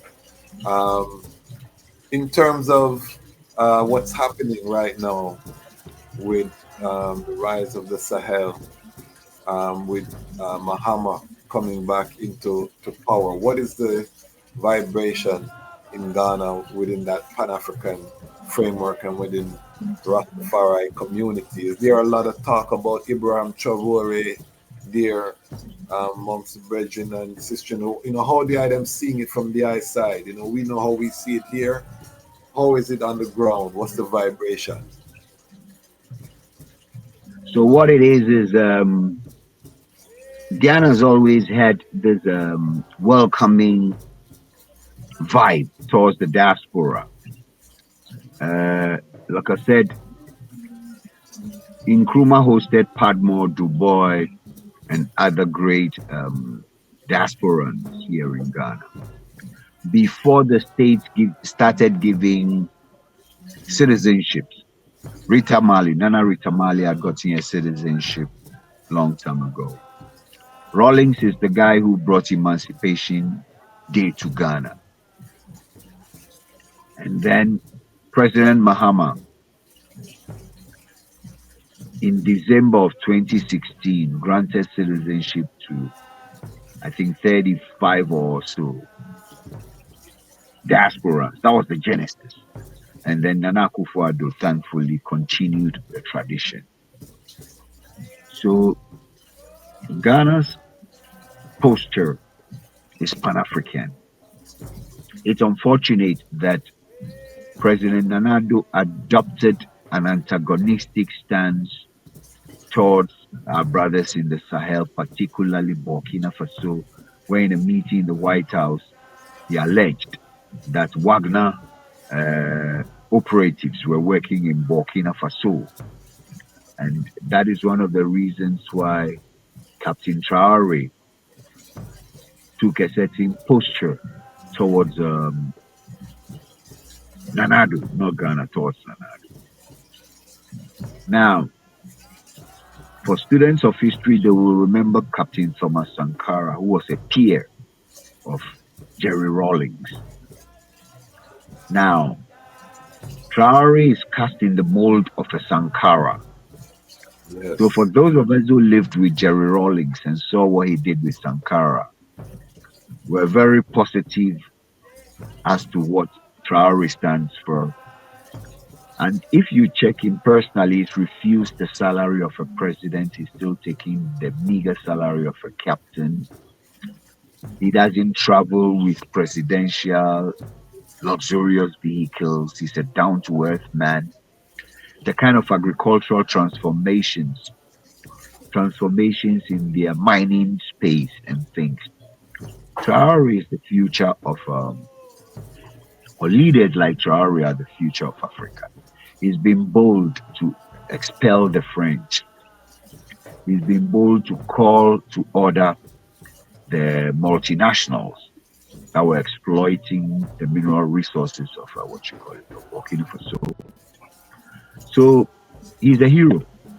If you watch the video of the inauguration of President John Mahama, he received the largest cheers from the crowd. And that's a reflection of how Ghanaians perceive it. Yeah. Mighty, mighty. So what is Rastafari's role in this upswell, in the I vision? What is the role of I in all of this activity? Now, what it is Rastafari is at a crossroads, to tell you the truth. Okay. There's a school of thought that is saying that just like Nkrumah was a head of state, just like Haile Selassie was a leader of government, just like Marcus Garvey strived to establish political parties to seek political power, Rastafari has to engage. We need representation in parliament. While there are others who say, let's evolve as a strong movement, as a pressure group, and not entangle ourselves with politics. And you see, laws are made by politicians. They're made in parliament. No pressure group makes laws. So for some of us, if Rastafari is to advance to the next phase of the work,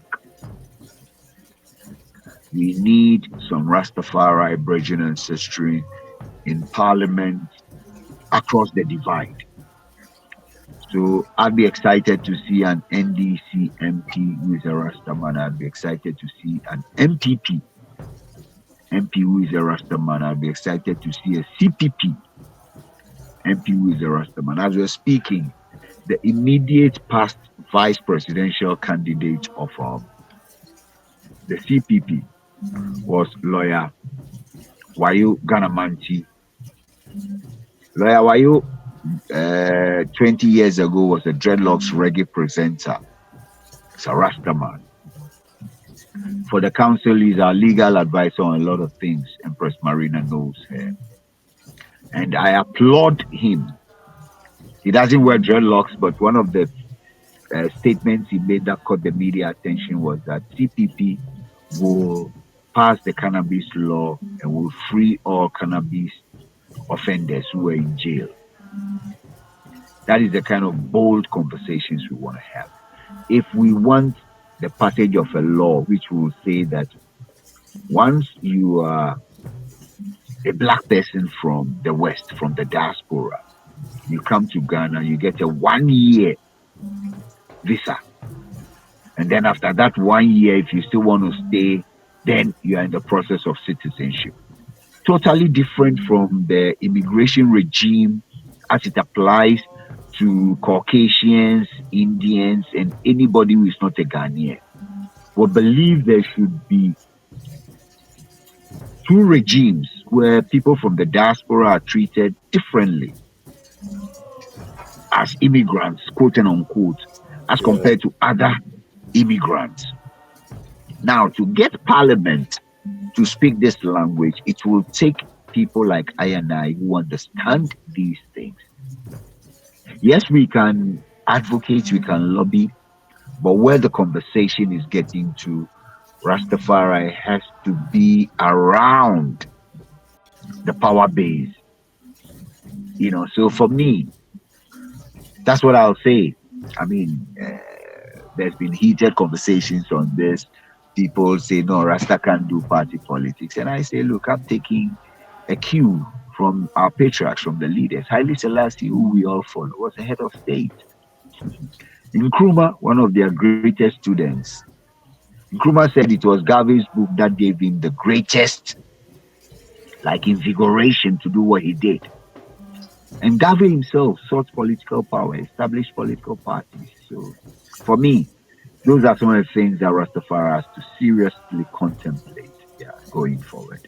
And I think the evolution is going to happen because Africa is for the Africans, those at home and those abroad. These are our governments, you know what I mean? Rastafari is not separate from African people. We are part of the people, you know, with a consciousness of who Haile Selassie is. So that doesn't preclude I and I from being in politics, particularly for countries that are part of Africa or the sixth region. Yeah.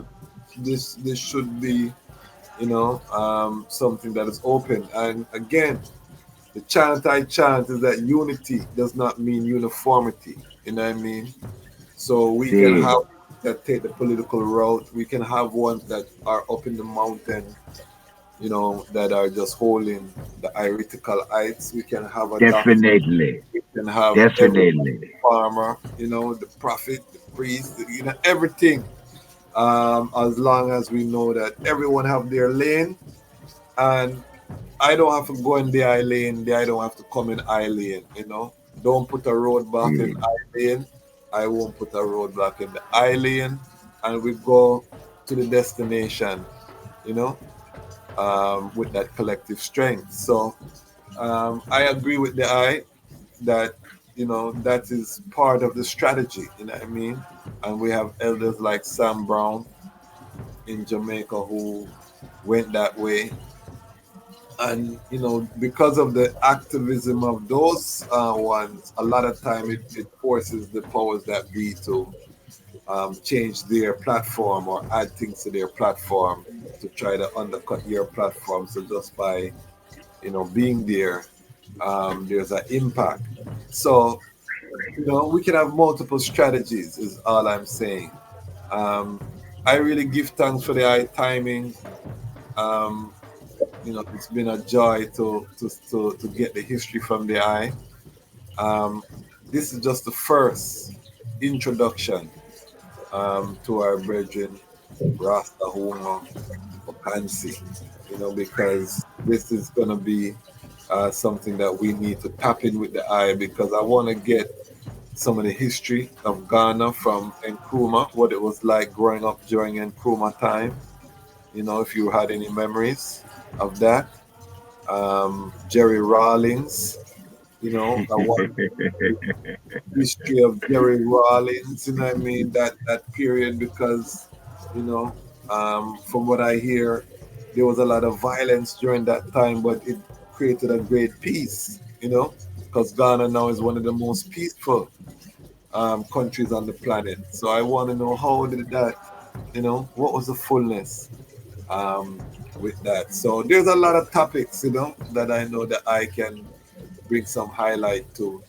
But I and I preparing for our next reasoning. So just give us some final sounds, Daddy Bosco, and let the ones know how they can connect with the eye, support any of the eye works.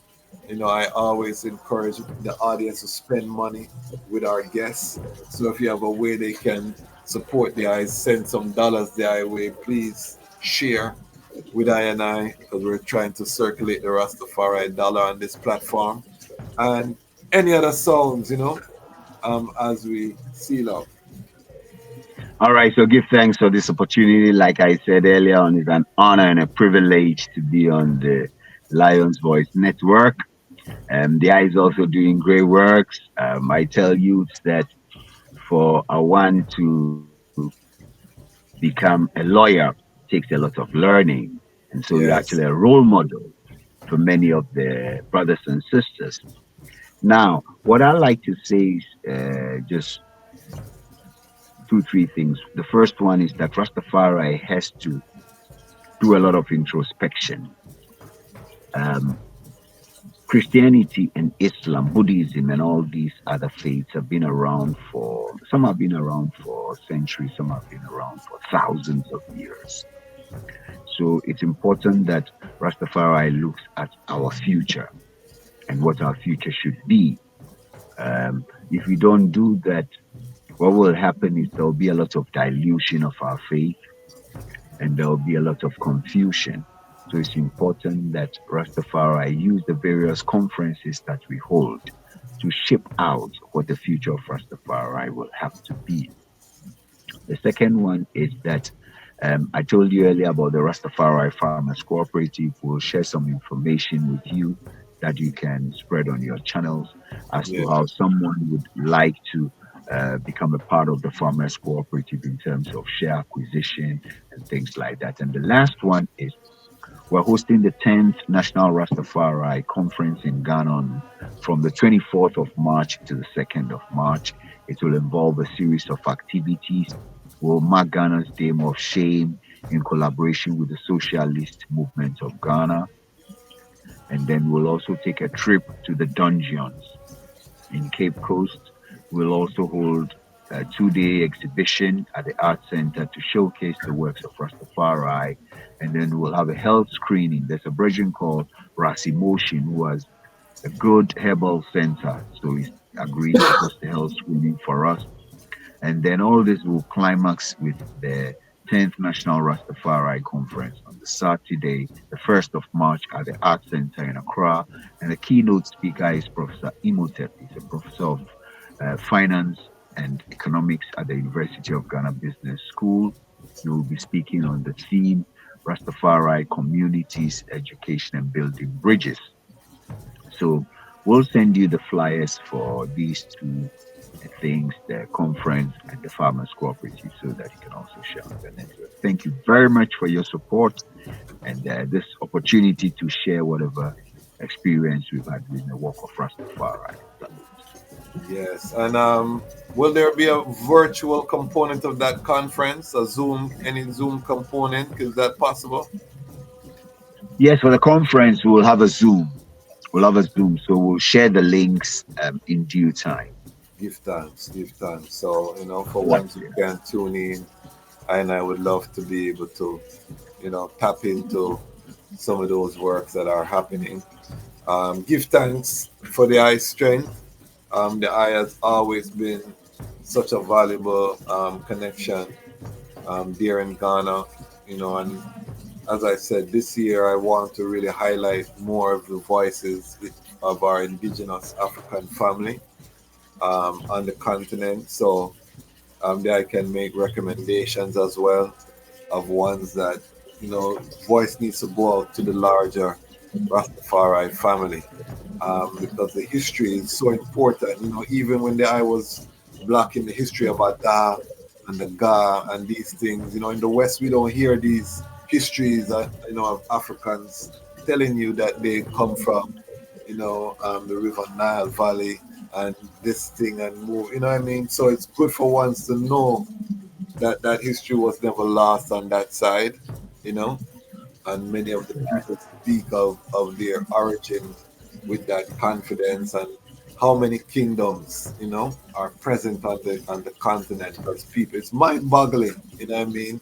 You just think it's Nigeria. No, that's thousands, of different kingdoms and different relations and languages and cultures and histories, you know what I mean? So I want to start to bring some of that richness to the Rastafari family, as you say, navigating how do we incorporate this richness, and not lose this richness as we,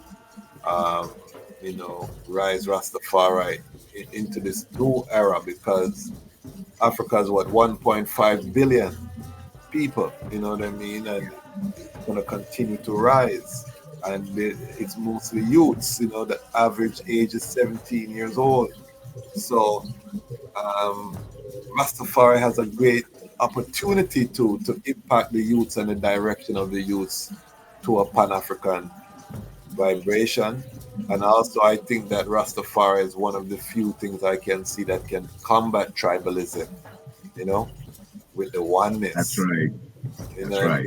Yes, I think that we are the glue, as a matter of fact, for this new Pan-African future that we prepare for. So I give thanks. So we're going to be relying on the eye. I say all of that to say we're relying on the eye as one of our touch points to help us to navigate through this time. It's exciting times, as the eye say, and we don't want to miss any of it.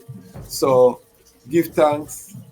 Is there a website? Is there social media? Anything that ones can tap into? Yes, so we have the Rastafari Council Ghana.org. That's the website. Okay. www.rastafaricouncilghana.org. And then we have the same on Facebook, Rastafari Council Ghana on Facebook. And personally, you can follow me on Facebook or Twitter or Instagram, Ahuma Bosco Ocansey or Daddy Bosco. Yes, give thanks, family. We have Ahuma, Daddy Bosco Ocansey, President of the Rastafari Council of Ghana. What position is the I holding in the Rastafari Continental, the RCC? Yeah, I'm the chairman of the Rastafari Continental Council. Council, yes. I keep saying Congress, but it's the Rastafari Continental Council. So this is a very important figure in our Rastafari history on the continent, and he's here. Why? Because the time has come for the lions to tell our own story. And this is the lion's voice. Rastafari. Salud. Lion voice.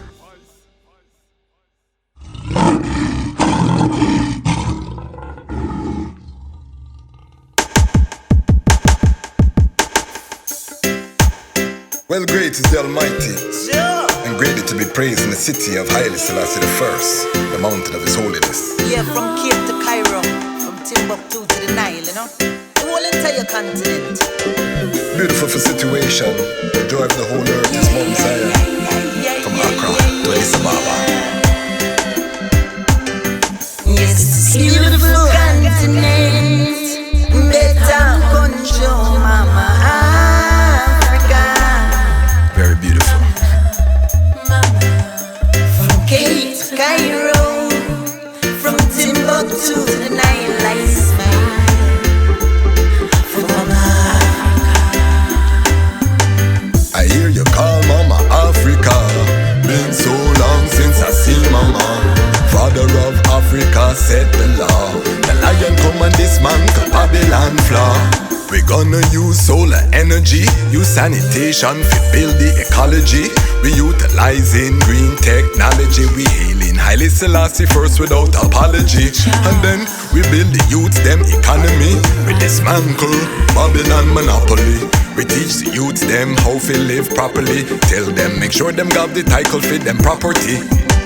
Yes, this beautiful continent that I'm gonna show Mama Africa.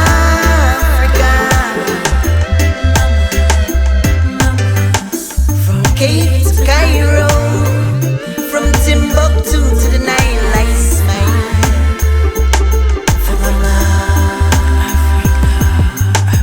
I love you, mama, your heart never harden. I wanna turn all your slums into garden.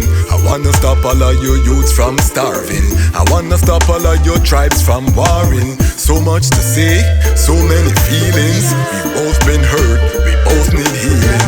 Since the League of Nations you've been appealing. You stand up against them backdoor dealing. I hear you call Mama Africa. Been so long since I see Mama. Father of Africa set the law. The lion come and dismantle Babylon flood. And I hear you call Mama Africa. Been so long in America. Father of Africa set the law. The lion come and dismantle Babylon flood. So be still, all enemies of Jah. Know that he's the King of Kings and Lord of Lords, the Lion Conqueror. And it was said of Ethiopia, the highest himself shall establish her. His majesty was born there. And I know that I love you so. There's no place that I'd rather go.